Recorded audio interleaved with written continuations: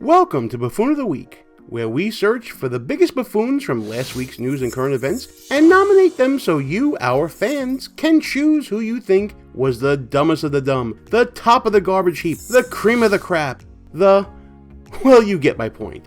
The way it works is you vote in our poll by clicking on the eye in the top right corner of the video or by leaving a comment voicing your opinion. Last week, philandering PhD Neil Ferguson got your vote, and it was the closest vote we've ever had. The poll was deadlocked, but the comments on our social media were convinced that breaking your own coronavirus rules to get with your married lover right after you yourself had the coronavirus and had to be in isolation won the day. Before we get to all the fun, thanks to the magic of YouTube analytics, we see a lot of new faces stopping by our little show here. And we are so thankful that you are, but we're going to ask you to please take the time to hit that like button, and also please, oh please, subscribe to our channel if you're liking what you're seeing. Okay, now to the fun. And that fun starts with this week's Dishonorable Mentions. Jimmy Kimmel may have come up short for last week's Buffoon of the Week, but it seems like he started a trend. You see, NBC's Chuck Todd also got caught red-handed last week for airing deceptively edited footage of Attorney General William Barr answering a question about how he hopes history will look at his decision to drop charges against General Michael Flynn. In the bite that we aired and commented on, Mr. Barr was asked how he thinks the history of his decision to end the prosecution of former National Security Advisor Michael Flynn will be written. Mr. Barr answered, quote, "History is written by the winner, so it largely depends on who's writing the history." In the full version of the interview and transcript, he went on to say, "But I think a fair history would say that it was a good decision because it upheld the rule of law. Because we only saw the shorter of two clips, we should have looked at both and checked for a full transcript. A mistake that I wish we hadn't made and one that I wish I hadn't made. Obviously, I'm very sorry for that mistake." Well, at least Chucky apologized, that's something. We can't say the same for comedian John Oliver or the dolts over at the Young Turks, who both ran with the same chop shop version of Barr's remarks. When history looks back on this decision, how do you think it will be written? Well, history is written by the winner, so it largely depends on who's writing the history.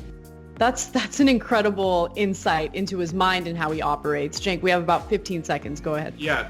No, that's basically him saying, hey, if we win, we get to rewrite all this. And then truth will be on its head and so will justice. Ha ha. We also got a chuckle from D-list actress Rosanna Arquette, who tweeted out a defense of CNN's choice of adding teenage climate activist Greta Thunberg to a town hall panel on the coronavirus? Must have missed when Greta got her PhD. But back to Arquette. She wrote that Thunberg deserved to be on the panel because she is a, quote, wise sage. Oh yeah, Rosanna, she's right up there with the great thinkers of our time. Let's calm down there. And finally, check out this sign from Ocean County, New Jersey, outlining the activities allowed when beaches open up there. You can surf, but not swim? How does that work? Like, what do they do if they get knocked off a board or something?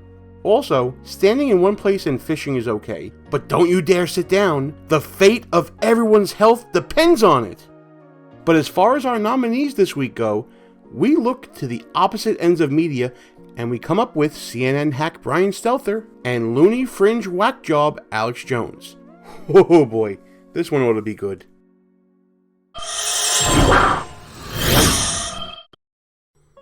If you tuned into CNN at any time in the past, 3.5 years or so, you probably saw some coverage about a little known story concerning Russia. And right there in the middle of it all was this week's first nominee, Brian Stelter.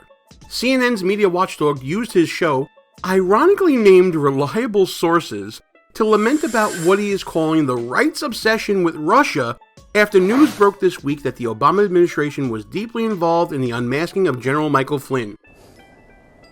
It's so disappointing to look at what we're seeing from right-wing media these days, where there's such an obsession with the deep state and these revelations about the Russia probe and the decision about Michael Flynn. They're treating the Michael Flynn story like it's a bigger deal than the deaths of 2,000 Americans a day.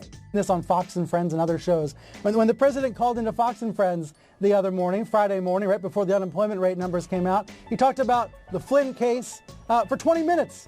before he was asked about the pandemic.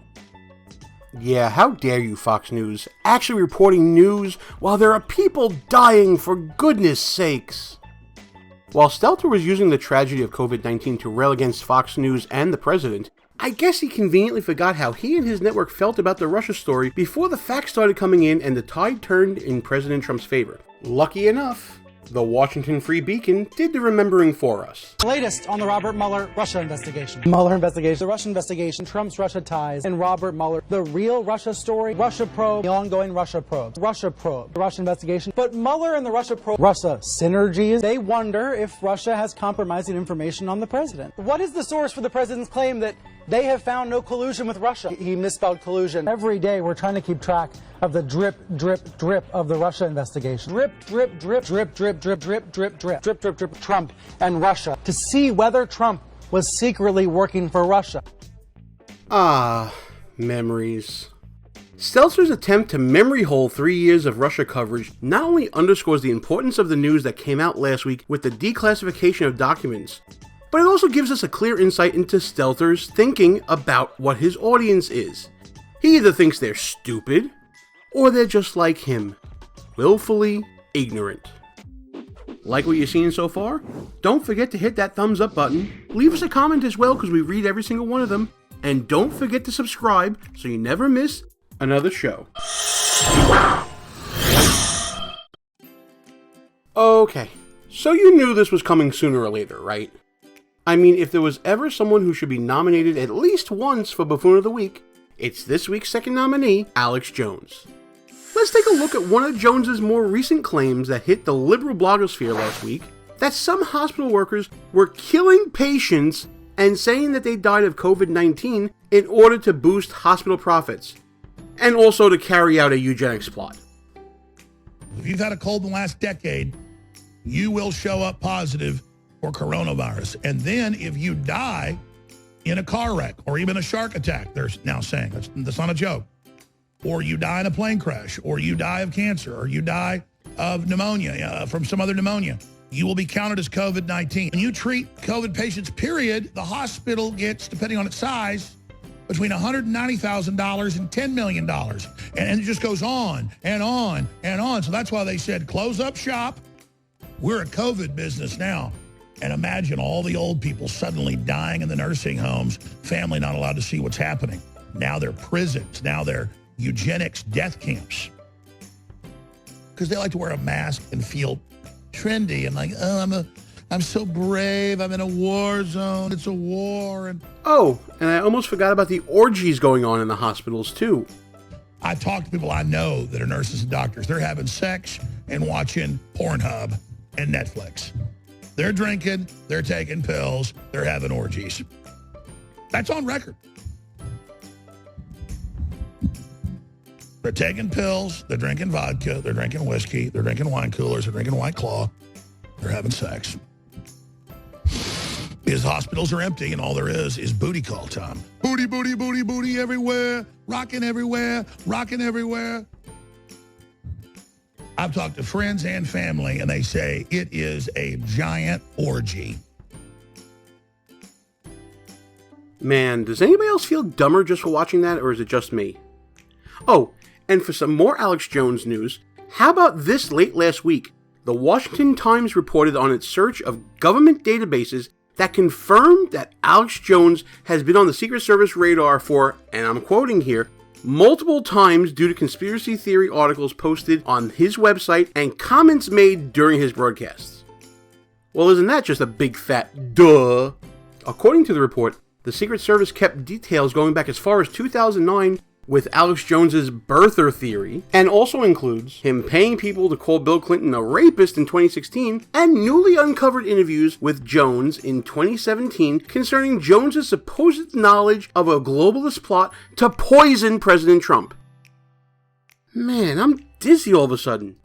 Must be all the chemtrails.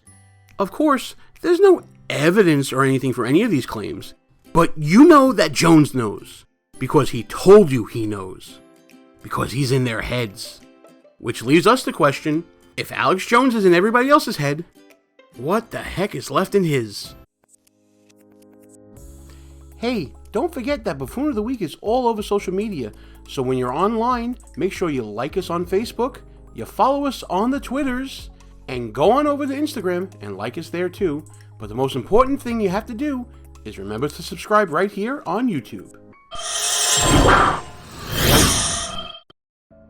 So, to help you evaluate these two polarizing buffoons, we're going to run them through our trademark pending Sharptons Gala buffoonery.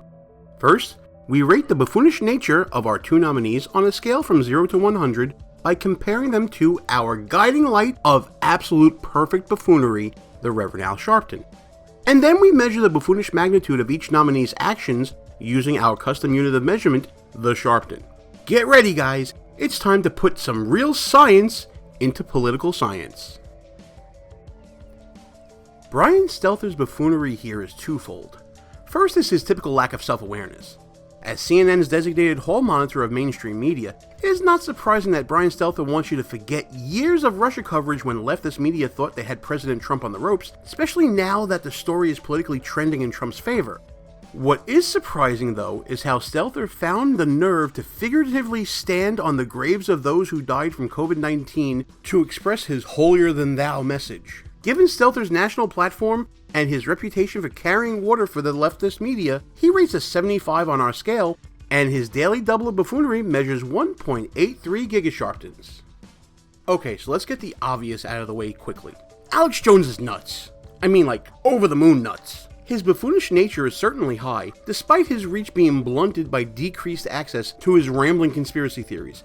And his COVID-19 theory du jour is much like others he's peddled. It's rooted in some factoid that is just completely twisted and turned, and then totally blown out of proportion. Eugenics and orgies in hospitals occurring simultaneously? Sounds like a bad Grindhouse movie that not even Tarantino would touch. Jones himself rates an 87, and his statements earn 4.22 gigasharptons, and let's hope we never have to discuss him again. Alrighty then, we've made our case, and it's time for you to deliberate and come back with a verdict. Tell us who you got for this week's Buffoon of the Week by voting on our poll right now.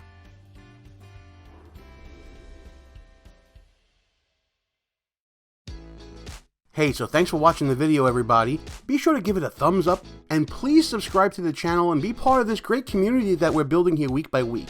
Come back next week where we'll have 2 more contenders, but only one can be Buffoon of the Week. See you then.